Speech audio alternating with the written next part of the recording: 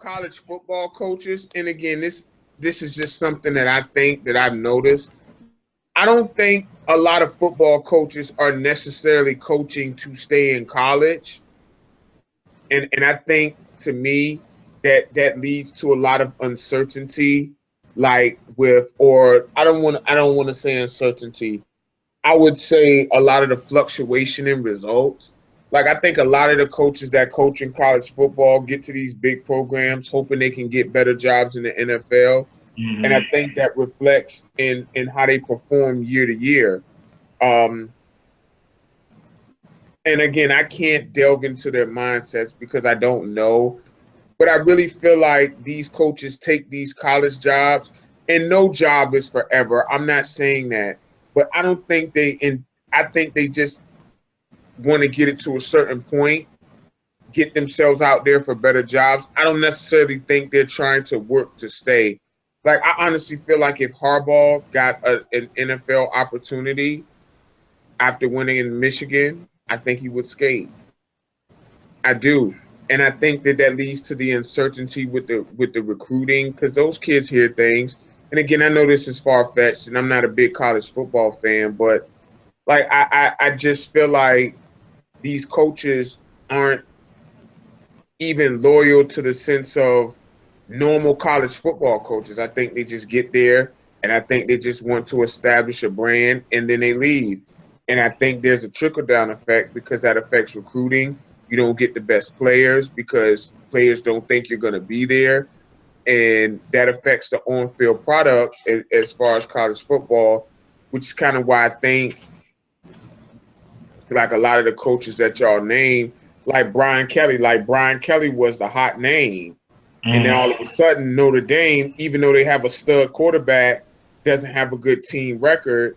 Like, how much of that could we really put on Brian Kelly? I understand the head coach's main job, only job isn't to develop the quarterback, but they're talking about Kaiser as the third best quarterback in the nation behind um, Watson and Lamar. Mm-hmm. So if you have a stud quarterback, why is your team? Because quarterbacks tend to elevate the teams. Why is the team 3 and 4? How much of that? How much of the blame should go on Brian Kelly? I don't think he's necessarily coaching to win games there. I think he's coaching to get little footnotes in his resume, so when he can go, you know what I mean, then he can go. I know it's far fetched, but I don't think that they're like they want to be in it for the long haul. And there's nothing wrong with trying to advance yourself, but it just seems like that they have no intent of making their colleges or wherever they're coaching better long term. I actually think there's a lot of truth Well, to that point, I think, but if you think about it, probably Harbaugh is the only top coach. Urban Meyer's not going to the NFL. Nick Saban isn't going to the NFL. Les Miles wasn't going to go to the NFL. Coaches right there, and they had they weren't going to the NFL. I think a lot of these coaches are seeing that coaches that have gone to the NFL aren't succeeding. Now, Right. I know everyone has egos and like, well, just because they didn't succeed doesn't mean I'm not going to succeed. I think it's more of trying to get to these top programs, not necessarily to the NFL, but you can't tell me that that's better than what Urban Meyer has at Ohio State, what Nick Saban has in Alabama. Like, he runs the South. Nick Saban runs the South. No, unless he went to the NFL and did a Bill Belichick and won 3 titles in 4 years, there's nothing he's going to be able to do that's going to equate to what he's doing right now in Alabama. Brian Kelly, coach. I mean, he's a good college coach, but I don't think anyone's thought of him as an NFL coach. Mm-hmm. I think majority of his is in spurts because you get a good recruiting class every once in a while in Notre Dame simply because the academic standards. Same as Stanford. Stanford, they had a good run for a couple of years, but the academic standards are so high. had a decent team, but you didn't have a true. Same with all the other teams. If you think about it, well, there's no team that really has 7, 8, 9 year stretch where they're just great. Coaches are trying to get to the Alabamas, the Texas, the LSUs, the Floridas. They're trying to get to those jobs and try to coast once they get there. That I'll agree with, trying to look for their next step. But I don't think it's the NFL they're looking at, simply because they see in the NFL. Like, you got coaches getting fired after 1 year in the NFL. So why would you make that jump when you can stay in college and you at least get 2? But what about Kevin Sumlin? Because Kevin Sumlin was a hot name for a while. With when Johnny was there, he was the hot name, and then people were bringing up his resume at Purdue and how he's an offensive guru and how they feel like he's more relatable to players from now. Like, I understand what y'all saying, but I feel like for those who do have the big egos, you got to strike while the iron is hot. Like, those opportunities are not always going to be there to go from college to the pro. Some people, and there's nothing wrong with staying in college. Like, you can build, like what Saban is doing, you can build your own little empire, your own little brand. You can stay in your own little box. You can run college football. Nothing wrong with that. If you're a kid and you hear Nick Saban's coming, you're going to listen to him because even if you're overrated in the NFL, if I play for him, I'm going to the NFL, and I'll make it work for that. And I speak specifically about Alabama's running backs. But I feel like you have to strike when the iron's hot. And I feel like that coaches are always positioning themselves just in case their name does become the hot name, then it'll be easier for them to, if they want to make that decision, they'll make that decision. Not everybody is a Nick Saban. Nick Saban can control his own destiny. He's done enough to do that. But how many coaches? You mentioned Urban Meyer. Nick Saban was them not too long ago. Urban Meyer has been a hot name for almost a decade now. I don't disagree with and even with Sumlin, he's the hot name, but he's never really looked at the NFL. Just because a lot of people throw his name out just to see what kind of traction they could get, but he's putting it out immediately, like he's not leaving. And why would you? If he wins at A&M, he'll be a legend in Texas because he won at A&M, and A&M has never been a winner. Yeah, that's true too. I don't know. Like in college. Like, Alabama has been basically a dynasty for how long now? About what, 7, 8 years? Yeah, I mean, Saban's already tried the NFL though, so I think that's a bit different. I think Harbaugh will go back. Bobby Petrino would never get another chance, but I feel like if somebody gave him a chance, he would go back. Petrino. I feel like, honestly, and I don't know why this name popped in my head, I feel like Rich Rodriguez will go. He wouldn't get a chance, though. Yeah. You don't think so? No. Because you got to think about it. No, because Rich Rodriguez is Chip Kelly. They're the exact same people. Right. Their offenses are the exact same. You got Cliff Kingsbury. You got Mike Leach. You got Rich Rod, Mark Helfrich. All their offenses are the exact same. All of them have high-flying, up-tempo offenses with not very good defenses. So if you're an NFL owner, you're seeing Chip Kelly, and he was the best out of all of them. Best out of all of them running that offense. And if he doesn't make that leap, and if his leap, then you don't think that these other guys are going to be able to make that jump, especially when these other guys have gotten chances at top programs. Rich Rod at Michigan. How do you lose at Michigan? You shouldn't lose at Texas. That's true. Like, I mean, and you do have resources there. What about But another thing is, these guys, I think a lot of these guys with the big egos, the Jim Harbaughs, the Nick Sabans, they get to the NFL and realize they don't have that same power as they have in college. Like, when you get to the NFL, these players are making more than you. Like, what they do except on the field. These players, you control their everyday life. Everything these players do is because you told them to do, where to go, how to act, what to wear. NFL, they don't have that kind of power. And I was going to say that same thing specifically about Jim Harbaugh. You know, you got some guys, and Chip Kelly to me is in the same boat, that have way too much personality for the NFL. They want to win on their terms. They want to be the ones known for why they win.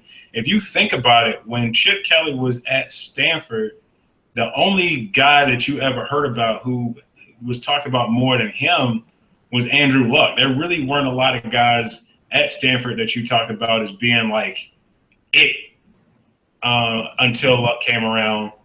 And then the same thing with Chip Kelly in Oregon. He had a lot of players there when he was at Oregon, but there was never a player who had more attention than he did until he got promoted. It's like once they get to that point where they get a name big and theirs, they leave. But I think that having the ability to be the focal point is what's going to keep Harbaugh, and maybe not necessarily at Michigan. I don't know if he'll stay there the whole time, but it'll keep him from going back to the NBA, to the NFL.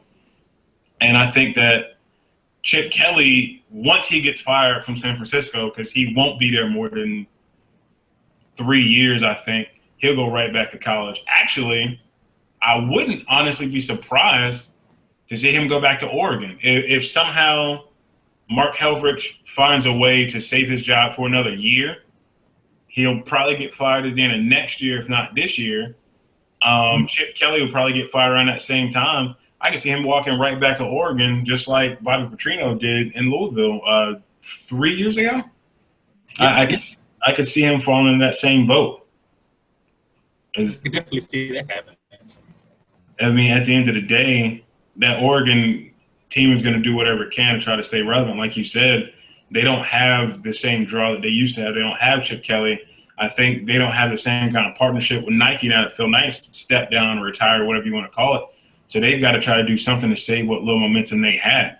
One question I wanted to pose to you, Lentz, going back to Texas, if Tom Herman didn't have the success that he's having right now, even with the loss this past weekend, do you think that Charlie Strong's seat would be as hot as it is? As hot? No. Would it still be hot? Yes. Would it be as hot? There's a lot of fear. It's interesting because I see and I hear from two different levels. I hear from the recruits, and you hear all of that where the recruits are, but they don't want to go to Texas because they don't think Charlie Strong is going to stay there. They think he's going to. They don't want to go there.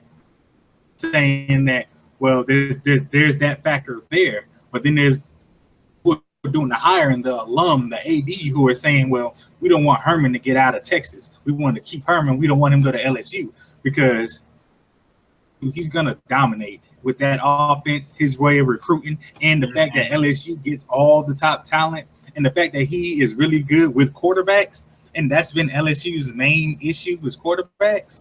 Yeah. So both of them want Herman because of everything he could bring, but the thing is, Texas has a team. They have a coach who players want to play for already. They have a Tom Herman. He's a defensive Tom Herman, but he's a Tom Herman. Now, if he can get his players, Charlie Strong's main issue has been his loyalty to his assistant coaches. Mm-hmm. It took pretty much threatening his job before he took the play calling duties from Vance Bedford. He would have kept him there. Same issue that hurt Mac Brown at the end with Diaz. He wouldn't throw him on the sword. Like, it was get rid of him so you can go. It was the same thing with Les Miles and Cam Cameron. Get rid of him and we'll let you stay. But they have that loyalty to that guy, and that guy's going to bring them down because you can clearly see last year Texas defense was a lot better last year. Mm-hmm. They were tackling, they were covering. And this year we can't cover a soul. Add that little hot seat. And then with Les Miles being fired and Tom Herman being the hot name, that engulfed he's going to be engulfed in those flames because these people want Tom Herman no matter what. And add in the fact that want Charlie Strong to begin with. So yeah. There's that. Now they have an excuse. Okay, so looking at, let's just say both of those jobs open up. Charlie Strong gets fired. The LSU job, as much as I hate to say it, Ed Orgeron is not going to get that job regardless of what they do this year. He's not a big enough name. And you're Tom Herman. What do? Do you go to Texas? Do you go to LSU, or do you stay in Houston? Oh, I go to LSU. No doubt. Why LSU over Texas? Two reasons. Louisiana is a lot better. Baton Rouge is closer to New Orleans, and it's a lot better than being in Austin. Secondly, you got to deal with the alum. The alum in Texas and the Texas fans in general are, put this nicely, they're a name for granted. They haven't realized that the game has passed them by. Like, yeah, you're University of Texas, but this generation of players, highlights of Vince Young winning the Rose Bowl against USC. It's been 10 years. Get over it. It's been 10 years now. It's done. That's over with. These younger players now were 7 and 8 years old when that was happening. They don't want to go to Texas, but they want to go to LSU because other than losing to Alabama every year, LSU has been in contention every year. Every year they're in contention. And even when they've been losing. And they get players to the NFL, which probably in the NFL, which should be their number one thing, right? You get if I could go to this school, as long as I'm not a quarterback and I play for this team, I can get to the NFL and make money. I didn't mean to cut you off, but yes, that's probably. When was the last thing with USC? Right, them too. Mm-hmm. When was the last great Texas player in the NFL? Jamal Charles? Yeah. Right? Jamal Charles? Yeah. Earl Thomas? Earl Thomas. Okay. But that was what, 4 years? Both of them are recent. Don't do us now. We got great players in the league. No, I'm just saying, but that was Earl Thomas was 4 years ago though. Maybe even 5. 5 years ago. Like LSU coming up on 5 now. LSU, Clemson, consistently putting out players. Alabama, like Alabama players sucking in the NFL. Yeah. Yeah. And Julio. Yeah. But then again, I would, if I was a player, I would rather go to LSU when Les was there, simply because LSU. I don't know if y'all have ever been to Louisiana or Baton Rouge or New Orleans, but you'd much rather be there as a college kid than in Austin, Texas. A huge different demographic there. So there's that. You look at it. Said, is it better looking women? Oh hell yeah! Oh yes! Okay. Oh yes! Yeah, I was just gonna say, don't beat around the bush. Like it just yeah. So just for that alone, I mean, then Louisiana. If you look, Louisiana, everybody wants to play in the SEC. I got to give them that. Everybody wants to go to SEC. If you look at all these top schools, their talent is coming from Texas anyway. So if all these players are leaving Texas, why go to University of Texas? Why not go to LSU and contend? You might I might look at it and say it's SEC bias, but it might be SEC bias, but they're gonna get ranked. Everybody, it's universally realized that Auburn is a bad team, but they're still ranked. Mm-hmm. Why not go to that team? You know you're gonna get ranked. You know you're gonna get games on TV. And then if you got Tom Herman, he's the hot name. He's taking all of those Houston players, because I don't think y'all realize how many great players come from Houston. But all those Houston players will more than likely migrate to Louisiana because it's only a 4-hour drive. Mm-hmm. It's not that bad. I mean, it's closer to there than it is to Dallas. So, I mean, I would go to LSU if I was Tom Herman. I wouldn't go to Texas. I'm assuming you agree, Turner, just based off what you said a few minutes ago. Absolutely. Like, again, one thing that I'm on, and again, I'm not a college kid. I'm 33, so I'm middle aged. But even before the women, and even before the academics or whatever, that I'm trying to go where I'm gonna go to get to the NFL. And right now, LSU, Clemson, um, I would say Michigan, Alabama. Those are your best chances. Some positions, from better schools are better, like Clemson wide receivers, their defensive ends or tackles or whatever. But yeah, like those are the schools that I would prefer to go to. Like in college basketball, it's Duke, Kentucky. Still UNC for some reason. I don't know why. Kansas, like even UCLA still, but I think the Texas thing is mostly tradition at this point, not necessarily from their on-field performance the last couple of years. So, like Notre Dame was part of that tradition with Texas and USC, but it's just not there anymore. That stuff goes in cycles, and now you got the more progressive coaches who are finding different ways to recruit. Like we talked about, what was it, the satellite camps? Yeah. So I think honestly, like to get back on it, like I think they have to become more progressive with how they recruit and get used and try to get to know the kid in 2016, because it's different from the kid from early 2000s, late 1990s. We're just different people. So I don't know how you do that. But I think that's where you start. I think for me, if I was a college kid or a 17, 18-year-old kid about to go to college anywhere in 2016, I think I'd go to USC, go to the NFL, plus you're out in LA. USC. I think that's the easy for, like, you can be a half-witted coach and you should be able to get talent at USC. Yeah, well, that was enough for them to give Ed Orgeron a chance a couple years ago. Got a chance. I think he'll get another head coaching job somewhere. I really doubt it's going to be LSU. I don't know where it'll be, but I think he'll get another chance. Maybe, actually, I would like to see him in Vanderbilt if they do get rid of Derek Mason, just because that's a team that doesn't have national championship hopes. He's a good coach, but I don't think he's a national championship guy. But he's so Southern. I think he belongs in the South. I think Vanderbilt would be a great place for him. He is in the South. He is in the South. Not to cut you off or anything, but I don't know if y'all are following the playoffs, but the Cubs just knocked out 4 runs in the 9th to beat the Giants. I just read that. Yeah.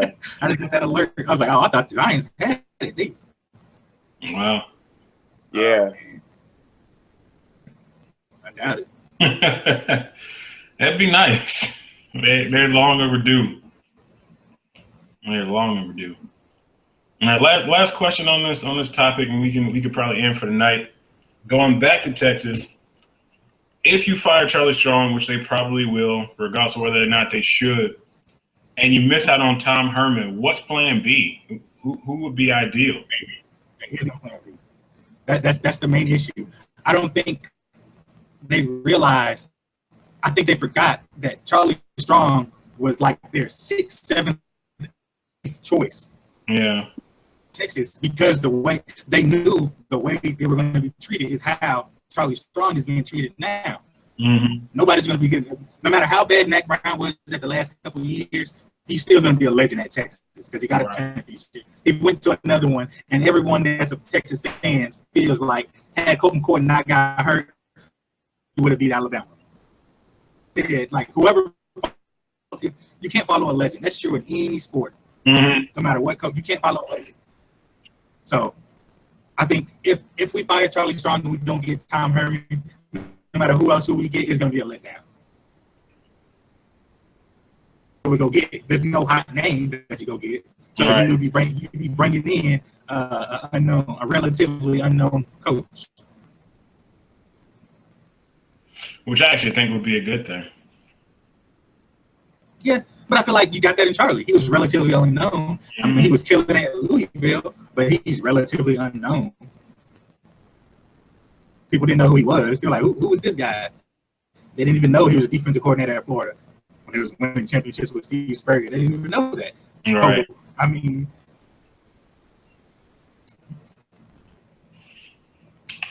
yeah. What do you think, Turner? I don't know why the first name that popped up for me was Gary Patterson. I don't know why. I don't have an educated guess as to why Gary Patterson was. But I think he's more of an old guard coach, and I don't think that's what Texas really needs. I don't have any specific names, but I think you need a young, hot assistant coach on one of these known teams, but not necessarily well known to where he's pursued by everyone. I don't know who that would be, but I think that's kind of where you would want to. Major Applewhite at Houston. They wanted, we wanted him in the first place. People were mad that he left Texas. He's the Texas quarterback. They know Texas. These Texas alum would want that Texas lineage. So that would be the hot coordinator. Possibly. You talking about Major Applewhite? Wasn't he the quarterback at Oklahoma? Or was he was it at Texas, wasn't he? He was there with Chris Sims. Mm-hmm. He was balling, and they benched him for Chris Sims because of his daddy. Oh. Okay. All right. Yeah. Well, somebody like that, and just pick your focus. Are you gonna get an offensive coach or a defensive coach? And then just go from there. Texas still has more than enough tradition where if you start winning, people will remember. I don't know if they have people recruiting like Vince, but people still know who Vince Young is in that game. That's one of them games you remember where you were at the time where he ran into the right corner of that end zone. I know I do. Vince Young was great that game. So, I mean, people still remember Texas as a powerhouse. And I think they were an underdog that game too. So people still remember that kind of stuff. So that's one of them things you find the right coach, and Texas is back on track. By the way, how many coaches after Darrell Royal was Mack Brown? What? How many coaches were after Darrell Royal but before Mack Brown? Was Mack Brown immediately after Darrell Royal? No, I think it was 4. Okay. Off top, I think it was 4. Okay.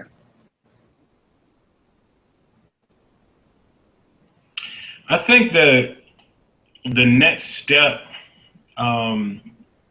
would really be some NFL assistant coach to try to bring that NFL attention. I don't think there's a college football coach right now who's got enough pull that would go to Texas to try to get them back on the we're getting guys to the NFL track. And like you said, Turner, there's nothing more important for me as a high school kid than trying to go to the NFL if I'm playing D1 football. So I can't think of one guy off the top of my head, but I think that if you could find some guy that is looking, not necessarily saying him, but like that Josh McDaniels type dude where you've heard his name, you see the respect that he's getting around the league, a guy on that level with some connection to the state of Texas, not necessarily the University of Texas, but the state of Texas. Find a guy in the NFL that makes sense from that perspective and get him down there. I think that would be your best bet. Because like you said, I don't think like Lynch said, I don't think any head coach at any level playing college football is going to leave their job to go and be in Texas. So as much as I hate to say it, there have to be some guy who's looking for that opportunity to move on to another job. I hate thinking of Texas as a stepping stone job, but you know what would be funny if we got Chip Kelly or Art Briles? I thought about Art Briles, That'd but be I don't know if tough. it's still too soon. It's Texas. They don't care. All they care about is winning. I was about to say I don't think Texas would care about that. No. Are there any quality assistant NFL coaches who have ties to Texas? That's probably where we would start with that list. None I can think of off the top who I would bring in. Off my head. I could see he wouldn't leave. None I can think of off top. Nah. Before, I don't think any, because you go to Texas, it's a shitstorm right now with the politics of it all, and then alums trying to be in your pocket, and the donors and the boosters. Everyone wants to make every decision except the coach. They don't want to deal with that. That's the issue. You got to be a Matt Brown type who can pander like that. He wasn't really a great X and O coach, but he was really good at. He was good at recruiting. He was good at ball, even if they weren't really involved. I would like to honestly see somebody like an offensive coordinator type I know Bruce Arians is a head coach, but a coach in that kind of mold get a chance there. Oh, that would be nice. Mm-hmm. Yeah. I think Bruce is the second best coach in the NFL. So if you can find a Bruce, man, listen, and like he'll open that thing up, get a quarterback, and throw it down the man. Listen, like y'all will be jumping down there, like there's no question. Yeah. Like or maybe even a Todd Haley, not the personality of a Todd Haley, because that wouldn't work, but a Todd Haley type. I think we could have somehow gotten Lovie Smith on our defensive coordinator side with Charlie there. I think I would have liked that. I like what Lovie's brings. They're the same type of temperament, same type of people. I think that would have been nice. I don't know if he would take that. I don't know. It's going to be hard. I think that they're going to struggle for a little bit. What do you think? This is just kind of an off-the-top thought. If Vince Young were to come on for whatever coach does get hired and be offensive assistant, quarterback coach, offensive coordinator, something like that, do you think that would help get recruits in? No. I think that might help get recruits, but I wouldn't want him as far as mechanics wise and teaching another quarterback. I would hate that. Simply for the fact what he did worked for him. That would be like Michael Vick being a quarterback coach at Virginia Tech. What he did worked for him because he had that talent. Yeah. Like, what they had, you can't really teach. A talent who probably could teach it, I don't think those two would be able to do it because he had the arm, but even him himself said he didn't really read defenses or take it too seriously until he got to Philly. Mm-hmm. Never really took it that seriously. He was just more talented than everybody. So I think that might, if they're humbled enough and they can teach them mechanics, because he still can't throw, right? On that little sidearm throw, flipping the wrist for 60 yards down the field like that. Yeah. But I think that would help bring in recruits. Like, I believe they got Ricky Williams working down there. That's brought in. That's how we got Chris Warren. Now we got Devontae Foreman, two of our big backs now, because Ricky Williams is there. So I think that would help. But I think we had to. I think if we could get those, like Miami used to do back in the day, with their older players would come back and teach the kids, and we could get some of our guys to do that, I think we'd be in business. Wait, Charlie Strong and his noted disciplinarian stance let Ricky Williams be around his kids? He's not coaching. He's not coaching. Okay.